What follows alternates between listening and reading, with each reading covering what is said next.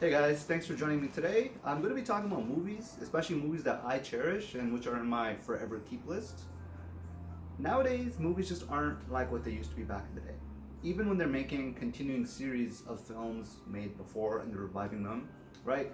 For example, it's not a movie, but King of the Hill is one of my favorite shows of all time. They recently made a reboot about it not too long ago, and it's King of the Hill 2.0. Keeps some of the original cast, but the point is, um, it's good, but it's not the original King of the Hill. So the same, they're no particular order, but I'm gonna just go through these one by one. Again, these are all DVDs and collector editions of my movies, and I always prefer to buy physical media forever. So let's all support physical media. That includes DVDs, CDs, video games, because there's this huge, tremendous war going on with Sony and trying to digitize all media and remove physical discs. So let's get started. Again, no particular order, but first and foremost, Grandma's Boy. Personally, cannot explain how much I love Grandma's Boy. This is absolutely funny. The cast is amazing, and it's just done in a way that you're never going to see movies made done again. So this one has special features like audio commentary. I actually enjoy watching movies audio commentaries, like the actors when they're watching the movie again and they're talking about their experiences.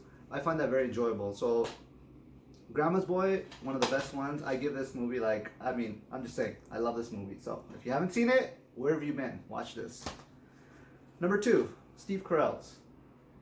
I'm not going to say any more. I'm sure you guys have all seen this and watched it. Probably his best performance to date. And there's so much more in the collector's hidden edition that allows you to understand what Steve Carell had to go through to make this film. But honestly, one of the best movies ever made, and something like this will never be made again, ever. Number three, Dumb and Dumber. Honestly, Jim Carrey, outstanding performance. I've seen all of his films. Jim Carrey, Adam Sandler, I'm a huge fan of both of them, so I've seen all of them. But Dumb and Dumber, I think, is the highlight of his performance to me. And I've seen this countless times. I can't even tell you how many times I've seen it. This is an example of what I was saying before. So there's Dumb and Dumber 2, and then there's Dumb and Dumberer, which both are terrible movies. Even though these guys make an appearance again in the second one, I know, and I'm sure you're watching, you know, that it was not the same, and the movie just didn't hit the same that the first one did. So another timeless classic, absolutely one of my favorites. We'll always watch this any day of the week. Dave Chappelle, Half Baked. Classic. Not everyone's gonna enjoy these pothead movies, you know, people that say stoner movies, right? And I don't necessarily want to bracket these, even though I think most of them do fall. I think most of them do fall in that category. I'm not trying to bracket them in that. I just genuinely enjoy them for the fact that I enjoy these movies. This one has an alternate ending, and there's additional footage that you would never see in the versions that you can stream online or the versions that you're available for digital copies.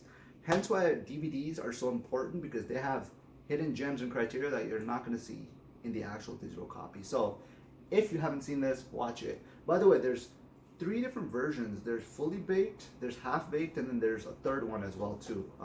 One's yellow, I don't remember. But anyways, the point is, amazing. And again, I'm sorry, just want to point out, Chappelle, me and him have I have a love-hate relationship with him. You know, there's a point that I really liked him, then I kind of disassociated with him, and now it's I'm not sure where I stand with his current comedy and what he's doing nowadays. But the Chappelle I fell in love with is on here, and the Chappelle Show. So absolutely. All right, this is probably number 1 on my list. Right? Don't Be a Menace. Listen, these guys are super talented, extremely gifted, and they come from a family of comedians and just talented geniuses. This, to me, when it came out, was ahead of its time. You know, I've seen this more than I've seen all the other films, and why this is so important to me is because the references made and the things that they joke about back in the 90s and almost 20 something years ago are literally factually how the world is nowadays and things that are happening nowadays with how people think, how people act.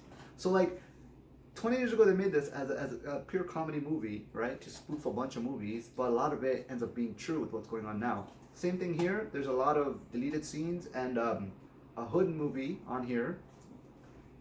Again, if you haven't seen it, good luck finding it. I don't know where you're gonna find it, but these DVDs definitely hold value. So this number one on my list, and honestly, so good. It's so good. It's absolutely hilarious. Another example is you guys just made the new scary movie. You guys just made it again because you got your rights. I'm really happy that you guys got your rights back to make that franchise again or that series, but it's really bad. And I know I'm not the only one. Like I genuinely went in it with great hope and great optimism, and like thinking I'm gonna like, oh my god, this is what we're waiting for. It's really bad. It was not a reboot of any kind. It was just horrible. And I don't know. Some people might think that because it's the new one, it should deserve. But to me, I don't. I just did not like the comedy or the style of jokes or references made in the new one. Hence, back then, what they did here was just timeless. Really good. Happy Gilmore. Should I say more? Chubbs? Do I need to say more? Right? I'm just saying, it's great, it's fun, it's enjoyable. Even this, you guys, they made part 2. I didn't like it. I know I'm not the only one. It sucked. It wasn't fun. The story was boring, it was dry. This is what I'm talking about, right? Same studio, but back then, there was something different about the way they approached comedy, jokes, references, and pun lines, and like these puns and punchlines in movies, and that made them really funny.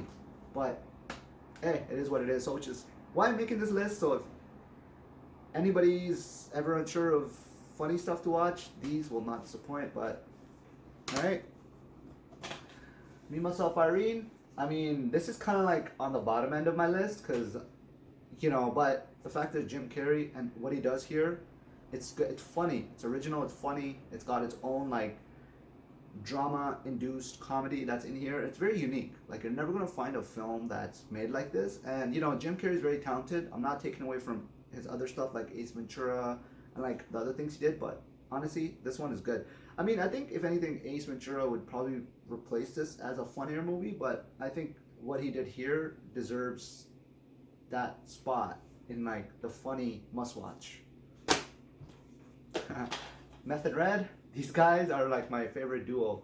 You know, big on hip hop, big on rap. I like they're not the only ones. There's a lot of rap duos and rap groups, right? But these guys, I've been with them from the early '90s. They're just fun, enjoyable, lovable guys. They do their own thing. You know what I mean? So this one here, How High? It's a great movie, but I originally started liking them from their Meth and Red show. You know, that's one of those like not very watched. I think now it's available for streaming on all these streaming services. But back when it first came out, it was not really a popular show that a lot of people watched or understood. But if you guys haven't seen the Meth and Red show, watch it, please. It's funny, it's lovable, and you appreciate a sense of comedy that doesn't really exist. These guys have their own flavor with how they make jokes, their swag, how they dress. And this, honestly, had me laughing from head to toe. And the extended special features just make it that much more enjoyable. So if you haven't seen this, check it out. But I'm pretty sure this list covers stuff that most people have seen already. There's something about her, right?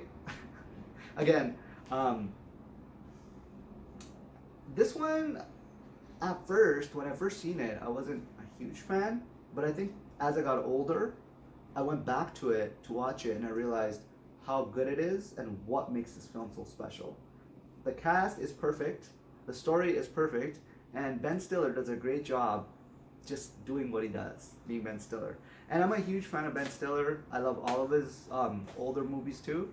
The newer ones are okay, but again, you know guys, the main theme of this is old is gold, and new just doesn't hold up to it. This is kind of a cool widescreen collector's edition. It has this like sleeve box, and then when you open the DVD, it has a different, you know, pictures of the different cast. So makes it, it's a great addition. Oh, there's also this here. If you guys are interested, I think this is just a little paper referendum, which just talks about the different scene selections and whatnot. But whoops, there it goes. Anyways, you know, all these little goodies you get when you get the physical edition, you never even know they exist if you never actually seen the physical. So it's kind of sad that a lot of people that are on this whole digital only, stream only mindset, they don't understand like how much you're missing out. There's a complete package and an experience that you get when you actually buy something. All right, and last but not least, these two goofballs. I don't know what else to say. It's something that I can always go back to and never get bored of watching it. I came across this point where stuff like this, I more so prefer to even listen to them than even watch it sitting down. So if I'm like cleaning up my room, tidying up my room, organizing something, doing some business related stuff, I'll just have these in the background. Not necessarily watching them, but just like listen to them because I find it very relaxing and therapeutic to listen to the audio dialogue. And maybe it's just me, but anyways, yeah. So guys, that wraps up my list of top 10. No, I don't say top 10, but 10 must watch, must have, must keep movies. I'm gonna keep these in my collectors forever and ever and ever and ever. Pass them on to the next generations so they can enjoy them as well, or leave them in a place where they can be dug up hundreds of years from now in an underground archive. So watch must keep, and if you haven't seen them, definitely check them out. These might not be your flavor, but to me, if I'm having a bad day, I'm having not a good day, any one of these will make my day better. That being said, thank you for watching, and I'll see you guys next time.